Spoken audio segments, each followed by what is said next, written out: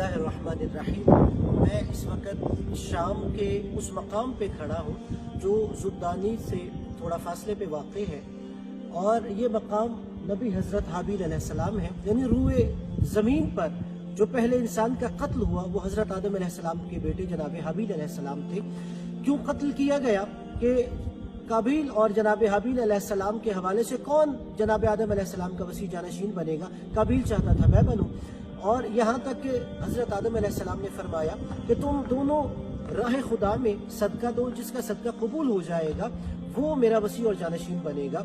अब जनाब हाबील अलैहिस्सलाम जो कि जानवर पालते थे, उन्होंने एक अच्छा पला हुआ जानवर राह खुदा में सदका दिया, और जो काबिल था वो ज़राअत करता था, उसने कोई ऐसी गंदम जो पुरानी सी थी, जो खराब सी थी, वो राह खुदा में दी। और आसमान से पहले ज़माने में एक आग नाजिल होती जिसका सदका कबूल होता था, वो जला के खस्तर कर देती थी। अब सूरह माइदा के अंदर आप आयत नंबर 28, 29, 30 पढ़िए, उसके अंदर ये वाक़या मौजूद है।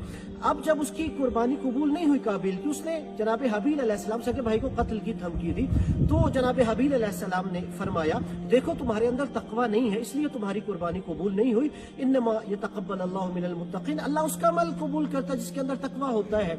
और कहा अगर तुम मुझे कत्ल भी करोगे मैं तुम्हें कत्ल नहीं करूंगा। और यही दिमश्क के अंदर हिकायत है कि जबल कासियून के ऊपर एक गार है जिसे मगारतुद्दम कहते हैं, वहां पर पहला इंसान कत्ल हो रहा था जो जनाब हाबील अलैहिस्सलाम का कत्ल था, और वहां पे जाने के लिए 600 सीढ़ियां उबूर करके जाना पड़ता है। और देखिए ये अजीब फितरत भी वहां नजर आती है कि एक एक कतरे की सूरत में पानी टपक रहा होता है। लोग बयान करते हैं गोया पहले इंसान के कत्ल पर पहाड़ भी आंसू बहा रहा है।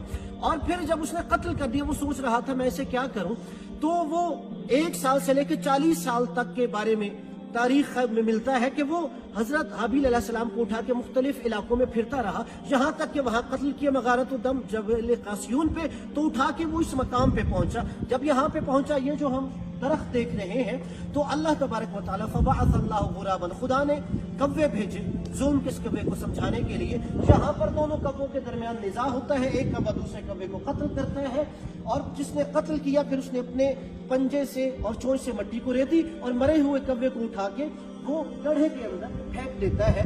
ये जालिम काबिल देख रहा था, उसे पता चल गया कि अगर कत्ल किया जाए तो फिर ऐसे रुए जमीन में लहद में उतार दिया जाता है। तो वो जालिम के साथ यहाँ पर हजरत हाबील अलैहिस्सलाम की कब्र है, उसने साथ एक लहद, एक गड्ढा खोदा और हजरत हाबील अलैहिस्सलाम को वहां पर दफन कर दिया।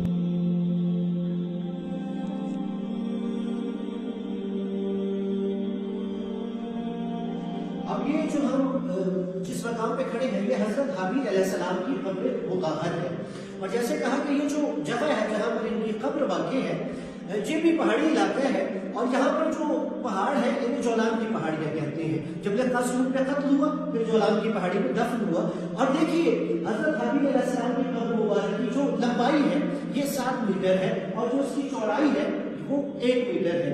और हजरत हाबील अलैहिस्सलाम के कत्ल के बाद काबिल जो है जनाब आदम अलैहिस्सलाम ने उसमें लाम काम की, फिर वो अपने अहलो अयाल को लेके अदब जमन की तरफ चला गया। और जब उसने देखा कि आग ने मेरी कुर्बानी को कबूल नहीं किया, तो उसने आग की खुशनुदी के लिए आतिश परस्ती शुरू कर दी, वहां पे आग की इबादत शुरू कर दी। ये तारीख इंसानियत में पहला वाकया था कि जब इंसानियत तौहीद से मुनहरिफ होकर शिर्क की तरफ जा रही थी और आतिश परस्ती के जरिए। और फिर यहाँ तक कि यमन में ही काबिल कहते हैं कि जब बूढ़ा हो गया, उसका एक बेटा नाबीना था, उसी ने देखिए जो मुकाफात अमल है, उसी के सगे बेटे ने अपने बाप को पत्थर मार के कत्ल कर दिया।